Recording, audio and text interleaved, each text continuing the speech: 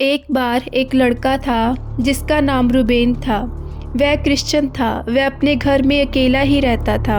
रात का समय था। रूबेन अपने कमरे में बैठा फ़ोन देख रहा था। अचानक उसको आवाज़ आती है। वो बाहर जाके देखता है तो कोई मेन गेट को खटखटा रहा था। रूबेन ने दरवाज़ा खोला तो किसी ने उसके मुंह पे मुक्का मारा, लेकिन रूबेन को कोई दिखा नहीं। अगली रात फिर से दरवाज़ा खटकता है। उस वक्त रूबेन अपने रूम में बेड पे लेटा हुआ कोई मूवी देख रहा था। रूबेन आवाज़ सुन के उठता है, दरवाज़ा खोलता है और उसके मुंह पे फिर से मुक्का बजता है। हर रात रूबेन के साथ वैसा ही होता था। अब रूबेन तंग आ चुका था।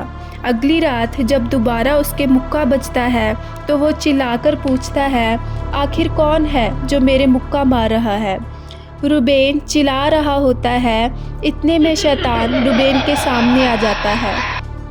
रूबेन डर जाता है और पूछता है, क्या तुम इतने दिनों से मुझे तंग कर रहे थे। उस दिन के बाद रूबेन प्रभु यीशु मसीह के आगे घुटने टेक कर प्रार्थना करने लग जाता है। वो हर रोज़ प्रार्थना करने लगा। एक दिन प्रभु यीशु मसीह उसके पास आए और कहने लगे, रूबेन तू मुझसे क्या चाहता है। रूबेन ने प्रभु यीशु मसीह को वह सारी घटना बताई जो उसके साथ होती थी। सब कुछ बताने के बाद रूबेन ने जीसस से पूछा, आखिर ये सब मेरे साथ क्यों हो रहा है। तब प्रभु यीशु मसीह ने बताया कि तूने अपने घर का और अपने आप का पूरा अधिकार शैतान को दे रखा है, इसीलिए शैतान जो चाहे तुम्हारे साथ करता है। रूबेन ने प्रभु यीशु मसीह से पूछा, तो अब मुझे क्या करना चाहिए। प्रभु यीशु मसीह ने कहा, अब तुम्हें अपने घर और अपने आप के ऊपर मुझे अधिकार देना होगा। मुझे अपने घर में इनवाइट करना होगा। यह सब तुम्हारे साथ इसीलिए होता रहा क्योंकि तुमने मुझे कभी अपने घर में अपनी ज़िंदगी में इनवाइट नहीं किया। रूबेन ने कहा, ठीक है प्रभु, आज से मेरे पूरे घर पे आप अपना अधिकार कर लो। मैं अपने घर में आपको इनवाइट करता हूँ। आप मेरे घर की कोई भी चीज़ इस्तेमाल कर सकते हो। मेरा किचन, मेरा लिविंग रूम, मेरा गेस्ट रूम, सब कुछ जो आपको चाहिए वो आप इस्तेमाल कर सकते हो, बस मेरे कमरे को छोड़ के। प्रभु यीशु मसीह ने कहा, ठीक है। उसके बाद प्रभु यीशु ने रूबेन के कमरे को छोड़ के पूरे घर पे अपना अधिकार कर लिया। लेकिन यह क्या, रूबेन के तो अब भी मुक्का बज रहा था। रूबेन वापस प्रभु यीशु मसीह के पास जाता है और कहता है, ये क्या प्रभु, मेरे तो अब भी मुक्का बज रहा है। ऐसा क्यों। प्रभु यीशु मसीह ने कहा, क्योंकि तुमने मुझे अपने घर के ऊपर तो अधिकार दे दिया, लेकिन अपने कमरे के ऊपर नहीं। तुम्हारे कमरे के ऊपर अब भी शैतान का अधिकार है। रूबेन ने कहा, ठीक है प्रभु, आज के बाद मेरे कमरे के ऊपर भी आपका ही अधिकार है, बस मेरे बेड को छोड़कर। प्रभु ने कहा, ठीक है।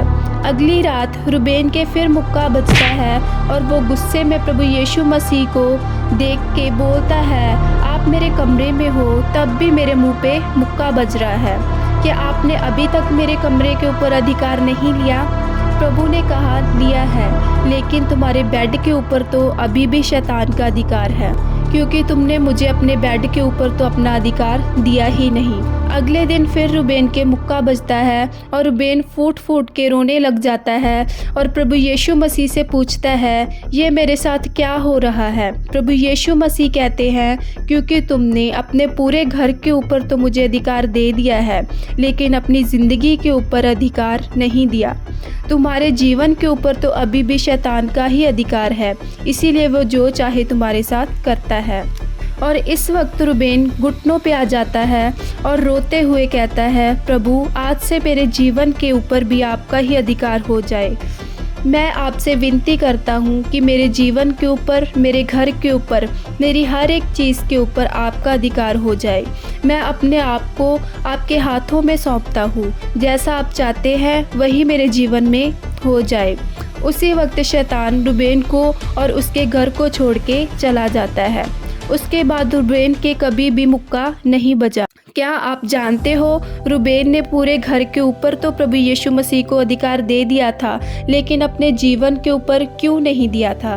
क्योंकि रूबेन ज़्यादा समय फ़ोन देखने में और मूवीज़ देखने में बिताता था। क्या आप जान पाए कि हम इस कहानी से आत्मिक जीवन में क्या सीखते हैं? यही कि कुछ मसीही ऐसे हैं जो अपने आप को मसीह तो बताते हैं, लेकिन मसीह जैसे काम नहीं करते। ऐसे मसीह भाई बहन प्रार्थना तो करते हैं, सब चीज़ों को सौंपते हैं, लेकिन यह नहीं चाहते कि प्रभु उनकी प्राइवेट ज़िंदगी में भी दखल अंदाजी दे। ऐसे मसीह भाई बहन जो चाहे वो करते हैं, मतलब अपनी मन मर्जी करते हैं, लेकिन प्रभु के वचनों के अनुसार चलना नहीं चाहते। इसीलिए शैतान जो चाहे उनकी ज़िंदगी में करता है। शैतान हर रोज़ कोई ना कोई मुसीबत या दुख परेशानी हमारी ज़िंदगी में देता है। यह मुक्का बजने की तरह ही तो होता है। इसीलिए अगर आप शैतान की बुरी युक्तियों से बचना चाहते हो तो अपनी ज़िंदगी को प्रभु यीशु मसीह के हाथों में सौंप दो, ताकि पूरा अधिकार प्रभु यीशु मसीह का हो जाए। परमेश्वर आपसे आधा अधूरा नहीं बल्कि पूरा समर्पण चाहते हैं। परमेश्वर आपको आशीष दे। आमीन।